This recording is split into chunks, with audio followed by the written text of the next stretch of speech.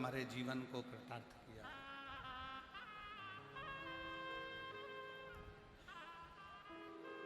एक छोटा सा मानव का शरीर है,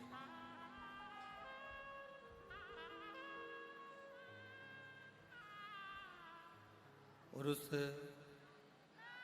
छोटे से मानव के शरीर में भगवान की अविरल भक्ति एक मूल है।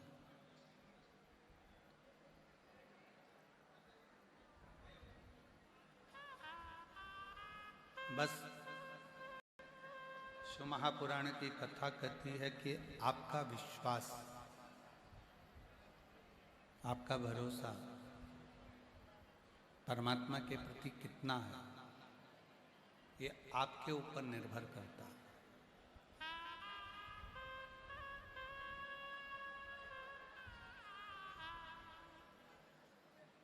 आप भगवान पर कितना भरोसा करते हो, आप भगवान पर कितना विश्वास करते हो, आप भगवान पर कितना कितना कितना भरोसा आपका शिव पर, राम पर, कृष्ण पर, भगवान की अविरल भक्ति पर है, ये आपके ऊपर निर्भर करता है। क्यों? क्योंकि शिव बिना विश्वास के मिलते नहीं।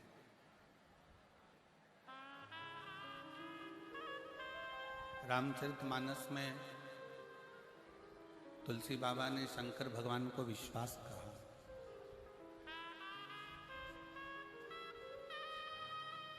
और जिस समय पर विश्वास मूल हो जाए,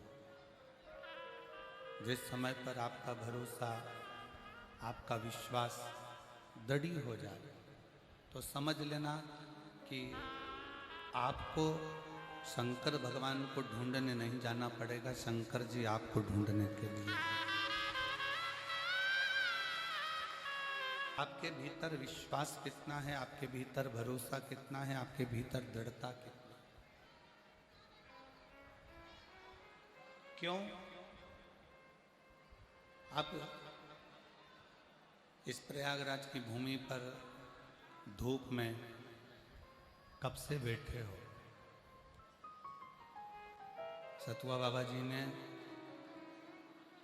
1, 2, 3, 4, 5 पंडाल विशाल विशाल लगाए, तो भी आप लोग धूप में खड़े हो और बैठे हो। इतनी जनसंख्या में आप लोग पधारे। कितनी कितनी कृपा, कितनी कितनी दया परमात्मा की होती है, जरा विचार करो। आसपास के थोड़े बक्से बढ़ा दो, साइड के।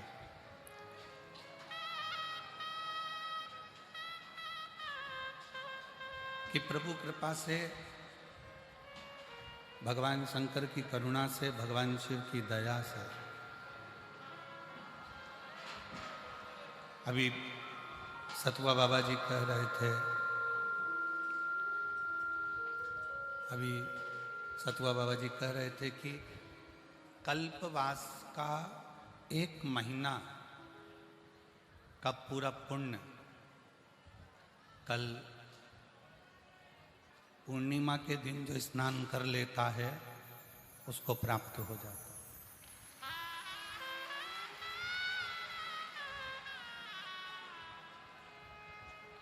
सतुआ बाबा जी अभी कह रहे थे कि कल्पवास का पूरा 1 महीने का पुण्य, 1 महीने का पूरा पूरा पुण्य केवल एक दिन माघी पूर्णिमा के दिन स्नान करने से प्राप्त हो जाता है।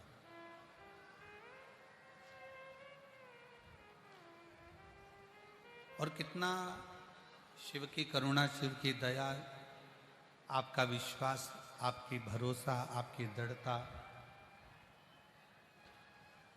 कि आप भगवान शंकर की अविरल भक्ति में डूबते हुए, शिव नाम में डूबते हुए इस पवित्र पावन प्रांगण में बैठकर भगवान शंकर की कथा का लाभ ले रहे हैं।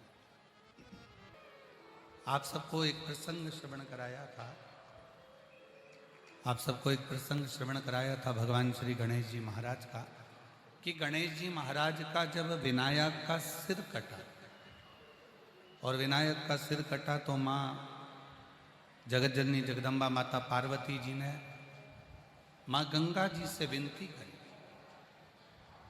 गंगा तो मेरी बड़ी बहन है, गंगा तो मेरी बड़ी बहन है और बड़ी करुणा करने वाली है, बड़ी कृपा करने वाली है, बड़ी दया करने वाली है। गंगा, मैं तुझसे केवल आज एक निवेदन करती हूं कि मेरा बेटा विनायक का सिर कट गया है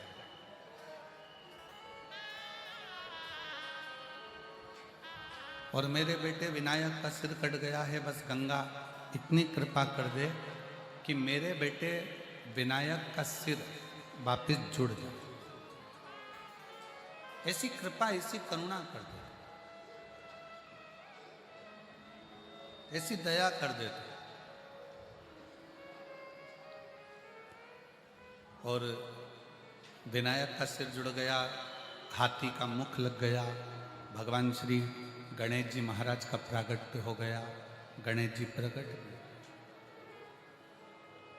और अब उन्होंने अपने स्वामी भगवान देवादिदेव महादेव से पार्वती जी ने कहा कि मैंने गंगा जी से वर मांगा था कि अगर मेरा बेटा जीवित हो जाता है तो 1.25 लाख दीपदान मैं गंगा जी में करूंगा।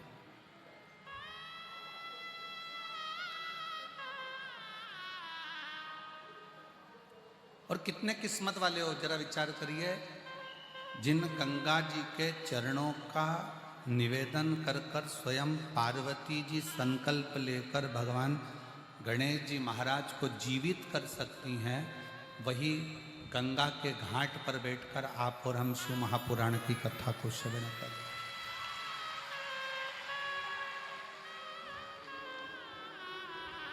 आप और हम भगवान शिव की पवित्र कथा का लाभ ले रहे हैं।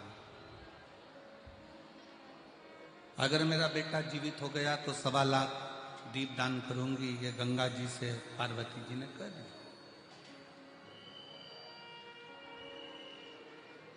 और पार्वती जी आटे के 1.25 लाख दीप तैयार करती है, भगवान शंकर का साथ लेती हैं, गणेश जी को साथ में लेती हैं और गंगा जी के घाट पर चली जाती हैं।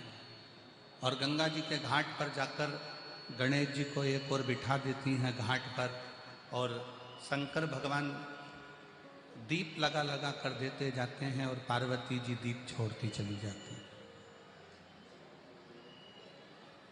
शिव जी दीप लगा कर दे रहे हैं, पार्वती जी दीप छोड़ रहे हैं, फिर दिया लगा कर दिया, फिर छोड़ा। अब छोड़ते छोड़ते जैसे ही दीप बहते चले जा रहे थे, भगवान श्री गणेश जी महाराज घाट पर धीरे धीरे खसकते खसकते खसकते खसकते गंगा जी में पांव डालकर बैठ गए और पार्वती जी जो दिए छोड़ रही थी, गणेश जी महाराज अपनी सूंड से उस दिए को पकड़कर घाट पर रखते जा रहे। इतना दीप पार्वती मैया दान कर चुकी थी, इतना दीप दान कर दिया था, तो भी वो दिए कम नहीं हो रहे।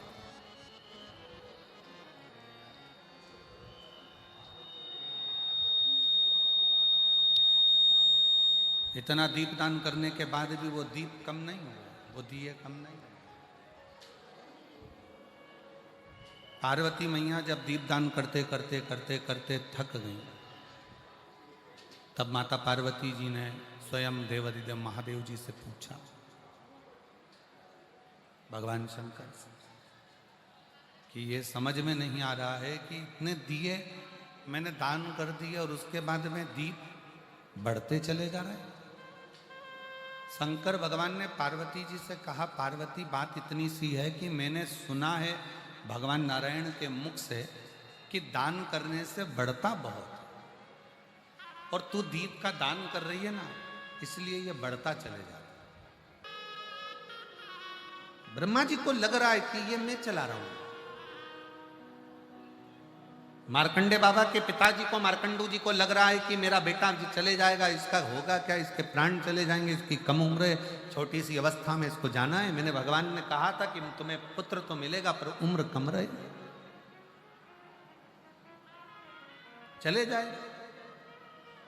मार्कंडे ऋषि ने, मार्कंडे बाबा ने अपने पिता मार्कंडू जी से कहा, पिताजी जिसने बेटा दिया है वही संभालेगा। और यही बात भगवान विष्णु ने ब्रह्मा जी से कही थी। ब्रह्मा जी कह रहे थे सृष्टि की रचना मेरी है, सृष्टि बनाने वाला मैं हूं, सृष्टि की रचना करने वाला मैं हूं। पर भगवान नारायण ने कह दिया था ब्रह्मा जी से, नहीं ब्रह्मा, ये सोचना छोड़ दो कि ये तुम्हारे द्वारा निर्मित है, इस निर्माण को तो देवादिदेव महादेव शंकर स्वयं करते हैं, ये कोई साधारण सा। मार्कंडू जी को लग रहा है कि ये बेटा मेरा चले जाएगा, इस बेटे के प्राण छूट जाएंगे। पर मार्कंडे बाबा ने कहा कि क्या पिताजी आप सोच रहे हो कि मेरा निर्माण, मुझे अगर बनाया गया है, मुझे उम्र दी गई है, भले थोड़ी सी उम्र दी गई है, पर मुझे विश्वास है जिसने मुझे बनाया है, जिसने मुझे आपकी गोद में डाला है, वो साधारण नहीं है, वो शंकर साधारण नहीं है। बैठे थे मार्कंडे बाबा अपने पिताजी के पास में बैठे थे, तो पूछ लिया पिताजी से, पिताजी ये 33 कोटि देवताओं का स्मरण क्या है?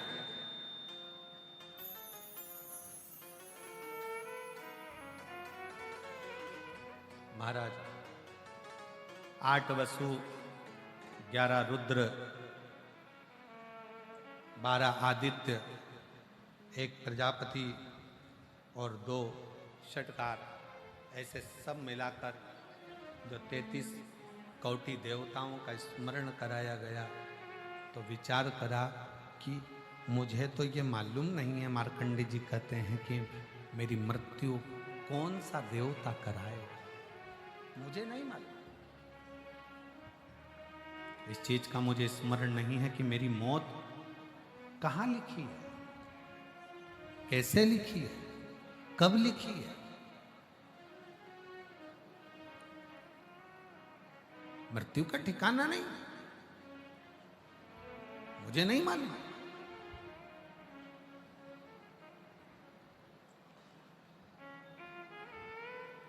और कौन सा देवता, इन 33 कोटि देवताओं में से कौन सा देवता मेरी मृत्यु को लेकर आएगा, मुझे क्या मालूम। मैं तो यम को भी नहीं पहचानता, मैं मृत्यु देवी को नहीं पहचानता, मैं यमराज के गणों को भी नहीं पहचानता, यमदूतों को भी नहीं पहचानता। मैं तो इतना जानता हूं कि केवल एक शंकर का भजन, शिव का स्मरण, उसके सिवाय मैं किसी को नहीं जानता।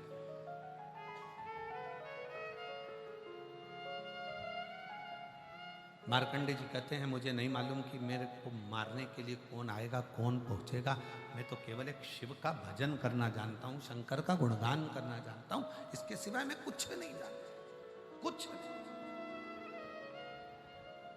और फिर निवेदन करूंगा मेरी जीजियों से, मेरे जीजाओं से, मेरी बेटियों से, बेटाओं से, मेरी माताओं से, मेरे भाइयों से, फिर मेरा निवेदन, फिर निवेदन। और जितने कथा को श्रवण कर रहे हैं इस प्रयागराज की पवित्र धरा पर, जितने कथा को सुन रहे हैं आस्था चैनल के माध्यम से, जितने कथा को सुन रहे हैं मोबाइल पर, फेसबुक, यूट्यूब पर, उन सबसे निवेदन करूंगा, आपको पूजन करना आती कि नहीं आती हमें नहीं मालूम, आपको आराधना करना आती कि नहीं आती हमको नहीं मालूम, आपको अर्चना करना आती कि नहीं आती हमें नहीं मालूम, आपको संतों जैसा तप करना आता है कि नहीं आता हमको नहीं मालूम। क्यों? क्योंकि आप और हम एक गृहस्थी हैं, हमें ना तपस्या करना आती, ना हमें संत जैसा त्याग करना आता, ना हम सन्यासी हैं, ना हम तपस्वी हैं, ना हम साधक हैं, ना हम उपासक हैं, और ना हम इतने बड़े तपस्या करने वाले साधक हैं। हमें कुछ भी नहीं आता, तो भी शिव महापुराण की कथा कहती है जिसको शंकर भगवान पर 1 लोटा जल चढ़ाना आता है वो दुनिया का सबसे बड़ा तपस्वी कहलाता है। जिसको शिव के मंदिर में 1 लोटा जल चढ़ाना आता है, शंकर का नाम लेना आता है, श्री शिवाय नमस्तुभ्यम बोलना आता है, पंचाक्षर मंत्र नमः शिवाय बोलना आता है, षडाक्षर मंत्र ओम नमः शिवाय बोलना आता है, 12 अक्षर मंत्र ओम नमो भगवते वासुदेवाय कहना आता है, 2 अक्षर का राम नाम, 2.5 अक्षर का कृष्ण नाम जिसको लेना आता है, समझ लेना कि वो सारी पूजन अर्चना आराधना साधना वो जानता, क्योंकि कलयुग केवल, जम के बोलो, कलयुग केवल नाम आधारा। तुलसी बाबा ने राम भी नहीं लिखा। तुलसी बाबा तो कहते तुम्हारा मन पड़े, कलयुग में ना जाने कितने कितने देवता को लोग पूजेंगे, इसलिए तुम्हारा मन पड़ जाए राम भजना, कृष्ण भजना, शिव भजना, भवानी भजना, जगदम्बा भजना, तुम्हारी मर्जी पड़ाए उस देवता को भजना। पर निवेदन तुलसी बाबा ने कर दिया कि कलयुग में नाम की प्रधानता है, नाम जरूर जपो। तुम चाहे प्रयाग में रहो, चाहे तुम अपनी कुटिया में रहो, चाहे तुम अपने घर पर रहो, पर नाम का जाप करो। कई कई लोग ऐसे भी होते हैं कि जो प्रयाग में कल्पवास करने के लिए नहीं पहुंच पाते। कई लोग कल्पवास करने के लिए नहीं आ पाते। हर साल माघ महीने में लोग कल्पवास करने के लिए प्रयाग के पवित्र भूमि पर त्रिवेणी संगम पर आते हैं। कई लोग ऐसे नहीं पहुंच पाते, नहीं जा पाते। तो भगवान शंकर की कथा कहती है आप कल्पवास करने भी नहीं आ पाते हैं, अपने घर में रहकर एक कल्पवासी जैसा भगवान का भजन करता है, त्याग करता है, अपनी जिंदगी को सार्थक बनाने का, जीवन का एक आनंद भगवान की शरणागति करते करते, भजन करते करते निकालता है, वैसे अपने घर में रहकर भी निकाल।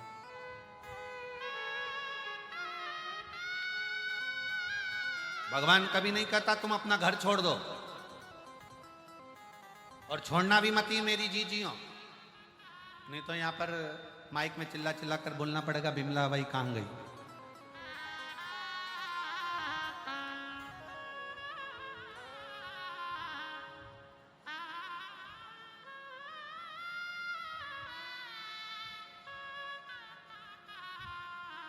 हमारा भगवान नहीं कहता कभी भी कि तुम घर छोड़ो। भगवान ये भी नहीं कहता कि तुम परिवार छोड़ो।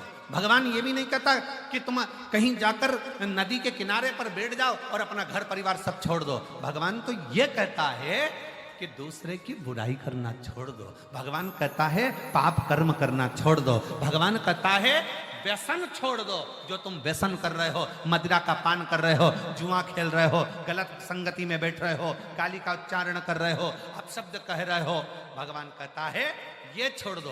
भगवान ये नहीं कहता कि तुम घर छोड़ो। भगवान ये कहता है कि अपने भीतर की विसंगतियों को त्याग दो।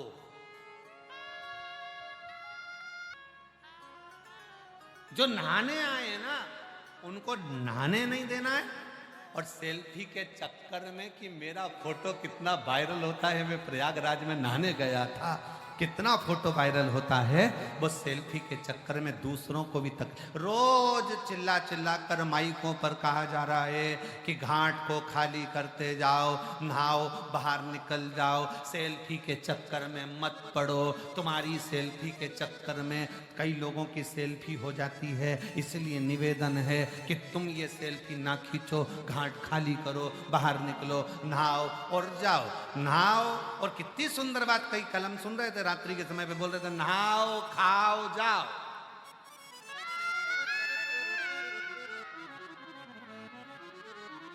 पर दूसरे के प्राण मत खाओ।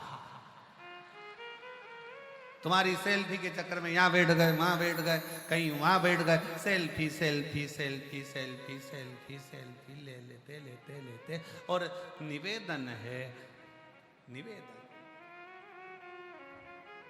ये केवल कुंभ का मेला मेरा सेल्फी का मेला नहीं है।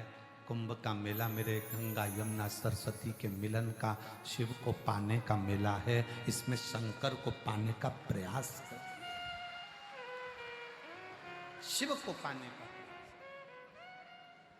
कल बाबा जी के साथ में, सतुआ बाबा जी के साथ में, बाबा जी पूज्य जगत गुरुदेव सतुआ बाबा जी कल संतों का दर्शन कराने के लिए लेकर गए। तो बाबा जी से पूछा कि मिश्रा जी सब दूर जाते हैं? तो बाबा जी बोले नहीं, ये अपना कमरा ही नहीं छोड़ते। बाबा जी बोले ये अपना कमरा नहीं छोड़ते। निकल गए, थोड़ा दर्शन किया, बाकी के कमरे में रहते, भजन करते। हम यहाँ पर आए किस लिए?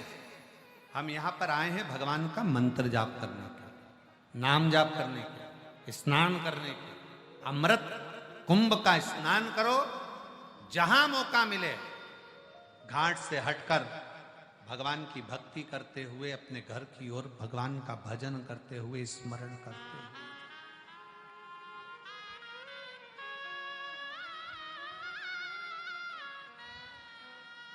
महाराज जी, हमने कथा में कहा था, अभी पिछली कथा में एक पत्र आया था, तो उस पत्र में लिखा था कि हम कुंभ क्या क्या लेकर जाएं। हमने कथा में कहा है, किसी ने पत्र में लिखा हम कुंभ के मेले में जा रहे हैं, प्रयागराज जा रहे हैं, हम क्या लेकर जाएं। हमने उस कुंभ के मेले के लिए उस पत्र के माध्यम से कहा था कि लाकिट, पाकिट, जाकिट छोड़कर दिल लेकर कुंभ के मेले में चले जाओ।